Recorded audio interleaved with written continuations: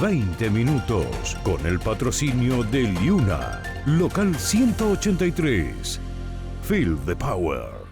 ¿Qué tal, amigos? Bienvenidos a 20 minutos, las noticias de Canadá y el mundo en tu idioma en 20 minutos. Yo soy Diana Lora y te traigo las informaciones de este lunes 16 de marzo. Vamos a iniciar a nivel nacional porque tenemos noticias en el día de hoy desde Ontario, desde Alberta, el gobierno federal y en el plano internacional mucho que decir sobre la guerra en Irán. Iniciamos de inmediato.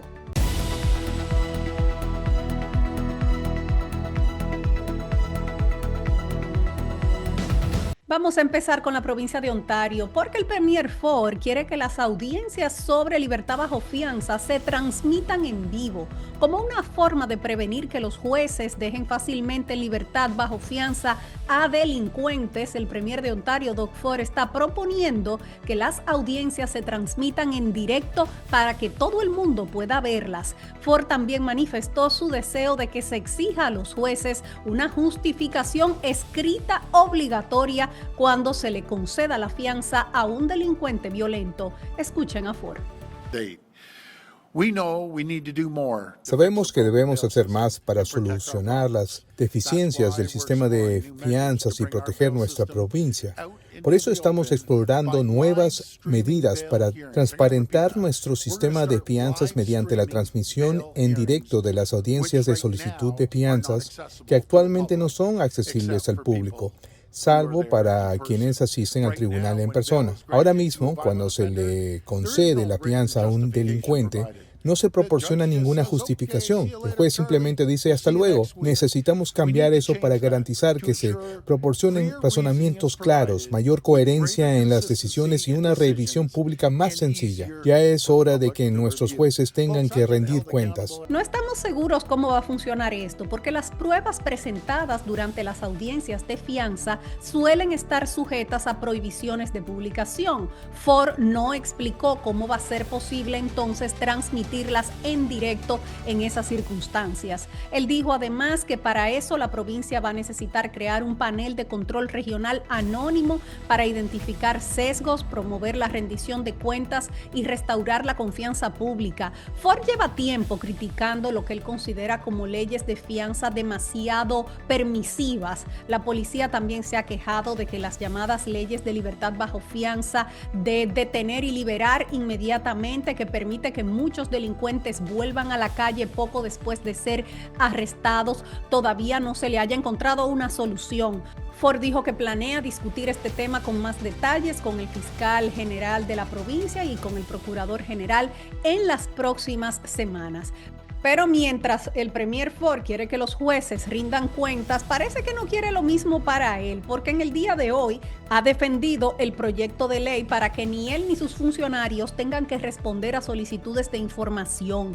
El Premier de Ontario, Doug Ford, defendió este lunes el proyecto de ley sometido por su gobierno para que él y los miembros de su gabinete no se vean obligados a responder a las solicitudes de información pública, permitiéndoles mantener en secreto los documentos, correos electrónicos y comunicaciones relacionadas con los procesos de toma de decisiones.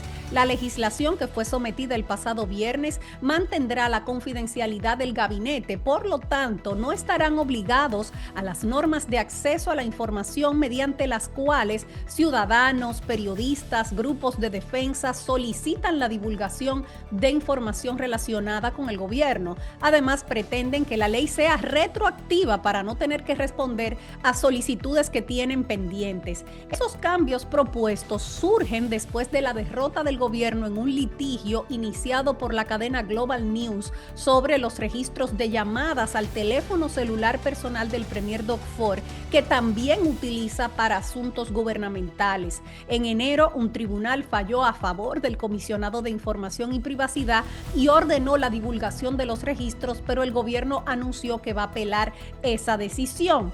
Pero lo que han hecho es someter una ley para que no tengan que divulgar las informaciones del premier y los miembros de su gabinete. Bueno, pues hoy Ford justificó esa ley asegurando que lo que hará es igualar la legislación de Ontario con las del gobierno federal y las de otras provincias, y explicó por qué se opone a la divulgación de los registros de su teléfono móvil. Escuchen a Ford. Nosotros no nos estamos inventando esto, no somos los primeros. De hecho, estamos anticuados. Nos hemos quedado atrás por 40 años. Sobre mi teléfono móvil me encantaría preguntarle a la gente detrás de los más de 6,000 mensajes, porque a mí me mandan miles de mensajes al día sobre asuntos muy personales y existe la confidencialidad que yo he jurado a mis representados, así que no voy a publicar información personal y confidencial sobre la vida de la gente. A eso se reduce todo esto. El gabinete también tiene confidencialidad. Si se analizan las decisiones que ha tomado el Tribunal Supremo sobre proteger la confidencialidad del gabinete y la administración pública, júzguenme a mí o mi gobierno por nuestras acciones, no por las conversaciones que sostengamos en la oficina del gabinete o por conversaciones que la gente confía en que no vamos a divulgar. Vilma Filici, Filici Immigration Services. Llámala al 416-482-1575.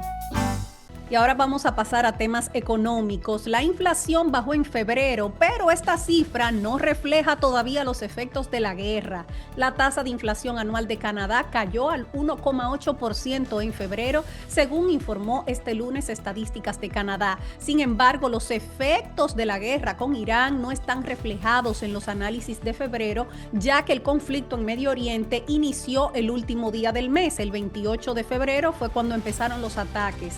Los precios de los alimentos experimentaron la mayor desaceleración, impulsada principalmente por el menor crecimiento de los precios en la carne fresca y congelada. Sin embargo, Estadísticas de Canadá señaló que los precios de los alimentos han aumentado más del 30% desde febrero del año 2021, en los últimos 5 años. Los precios de la gasolina, por su parte, registraron una disminución del 14,2% en comparación con el mismo mes del año pasado, con febrero, debido principalmente al aumento de los precios del petróleo crudo en el periodo previo a la guerra en Medio Oriente y algunas interrupciones en los países productores de petróleo.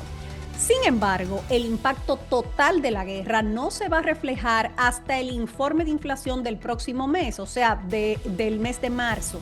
Y hay economistas pronosticando que los precios de la gasolina se van a disparar hasta un 15%. Esto estaría muy por encima de los niveles del año anterior, impulsando la inflación general al 3% en los próximos meses, según escribió Douglas Porter, el economista en jefe del BMO, en una nota a sus clientes. Algo similar también informó a sus clientes la economista senior del TD Bank, Leslie Preston, indicando que prevé que la inflación general aumente hasta cerca del 3% en los próximos meses debido a la crisis del petróleo.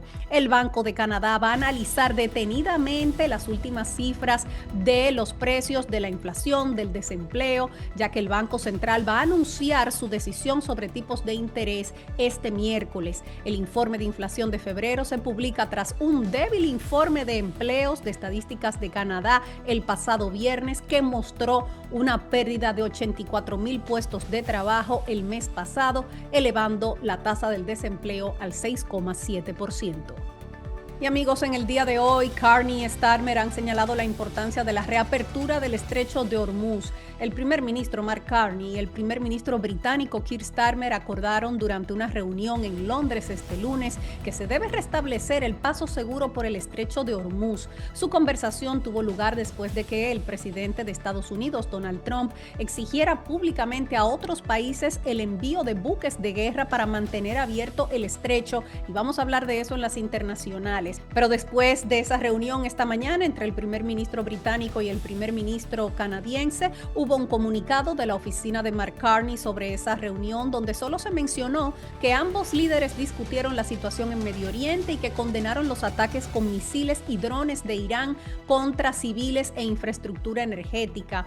Un comunicado entonces del gobierno del primer ministro Starmer indicó que ambos líderes coincidieron en la necesidad de estabilidad y la protección de las rutas marítimas internacionales.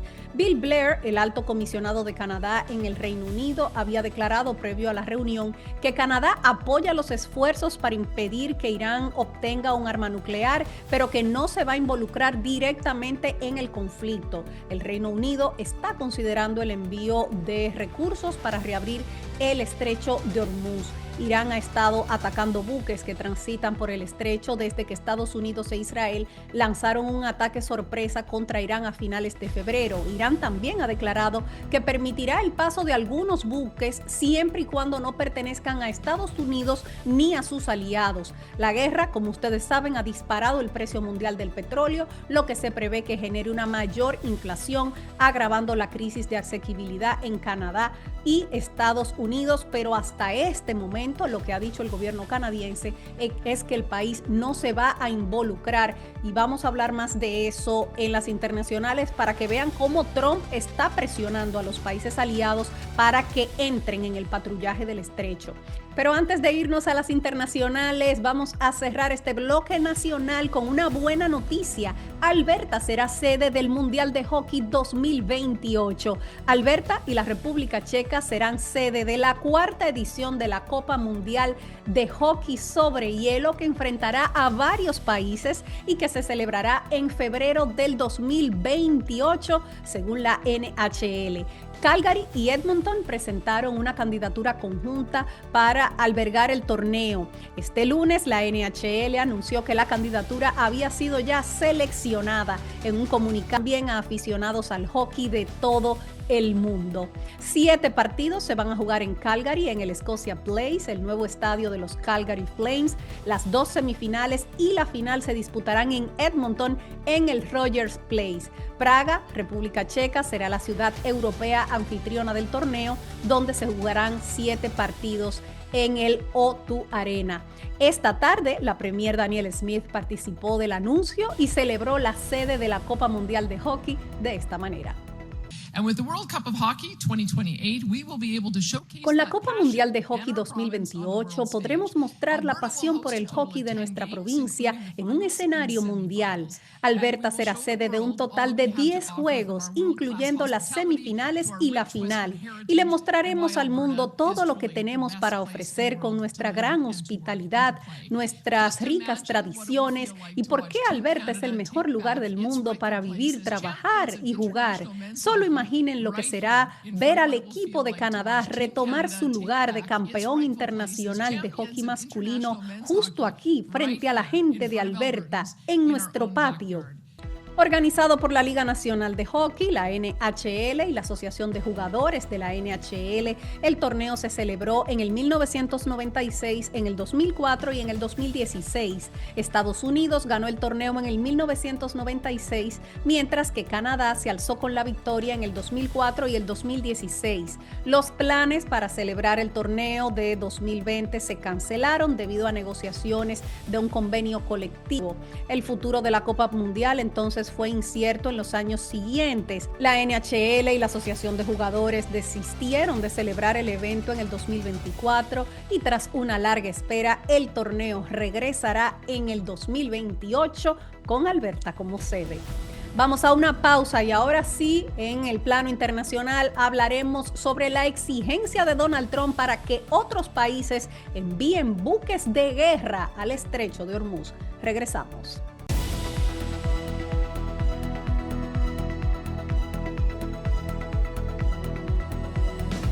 Trump exige que otros países envíen buques de guerra al estrecho de Hormuz.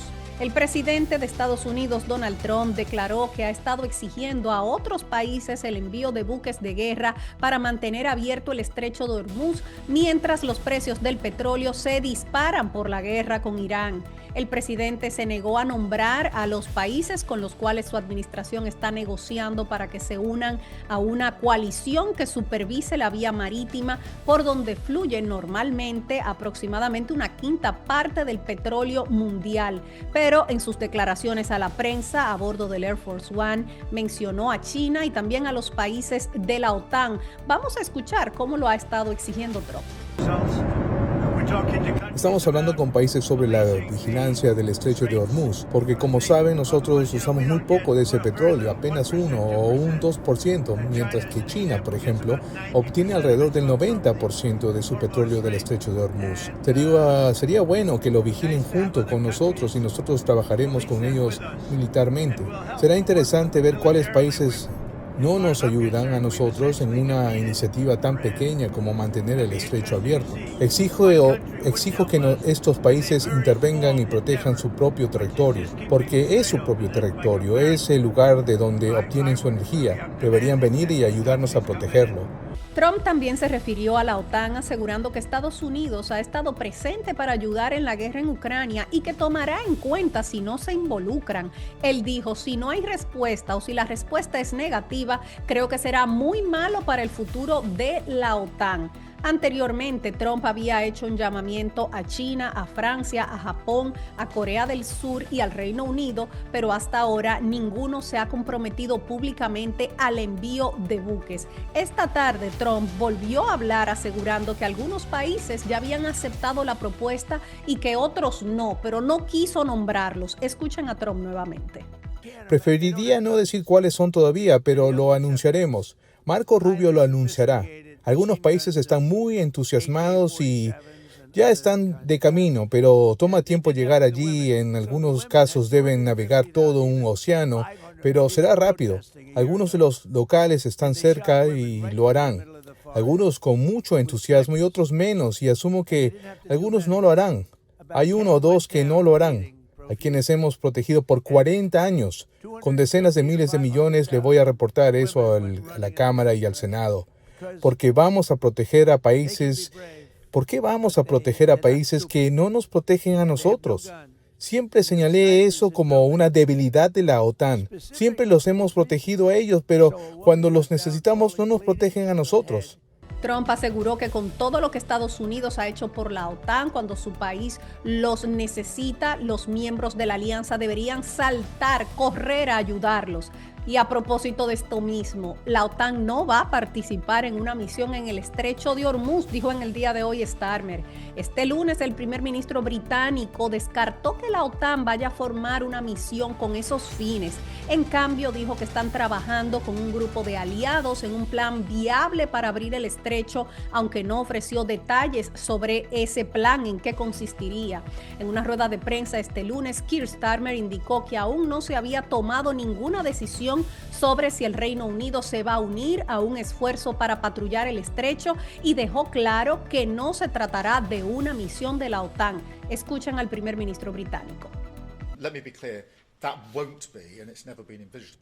Quiero dejar claro que esa no será, ni se ha previsto nunca que lo sea, una misión de la OTAN. Tendrá que ser una alianza de socios, por eso estamos trabajando con socios tanto en Europa como en el Golfo Pérsico y con Estados Unidos. Necesitamos un plan creíble y viable. Eso no es algo sencillo, es una cuestión compleja y por eso debemos asegurarnos de tener un plan que sea viable. Es un tema que todavía está en discusión. Todavía no hemos llegado al punto de tomar una decisión. Quiero resaltar eso.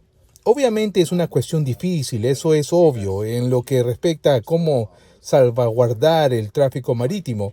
Todo el mundo conoce la geografía y los riesgos, pero estamos sosteniendo esas discusiones con Estados Unidos, con nuestros socios de la Unión Europea, y lo hablé ayer con el presidente Trump. Estamos en ese punto. No hay una decisión aún y desde mi punto de vista tienen que estar involucrados la mayor cantidad de socios posible.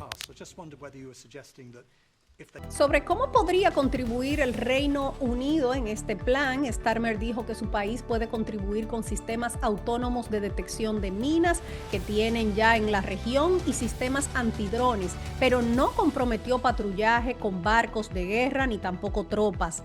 El Ministerio de Asuntos Exteriores de Francia declaró en el día de ayer que su misión naval permanece en el Mediterráneo Oriental y que cualquier despliegue tendrá únicamente fines defensivos. La representante de la Unión Europea para Asuntos Exteriores y Política de Seguridad, Kaja Kallas, afirmó este lunes que los Estados miembros debatirán las medidas que pueden adoptar. Ella dijo: nos interesa mantener abierto el estrecho de Hormuz, así lo dijo en rueda de prensa desde Bruselas, mientras que el ministro de Defensa alemán, Boris Pistorius, rechazó las exigencias del presidente Trump. Dijo: ¿qué pretende Trump que hagan un puñado de fragatas europeas que la poderosa armada estadounidense no pueda hacer? Esta no es nuestra guerra y nosotros no la iniciamos, escribió en su cuenta de Twitter. Ya para finalizar, vamos a ver lo que nos espera mañana en el clima en las principales ciudades del país. Mañana en Toronto, temperaturas entre -3 y -8, habrá nevisca. En Ottawa también nevisca con temperaturas entre -6 y -17. En Montreal también nevisca con temperaturas entre -5 y -13 grados. Y en Vancouver lluvias con temperatura promedio de 11 grados, mientras que por los lados de Calgary estará soleado con temperaturas más altas entre 4 y 18 grados. Hasta aquí las informaciones de hoy. Gracias por acompañarnos en 20 minutos. Yo soy Diana Lora y como siempre me despido de todos ustedes recordándole a esa comunidad latina que unidos somos más fuertes, juntos somos más. Hasta mañana.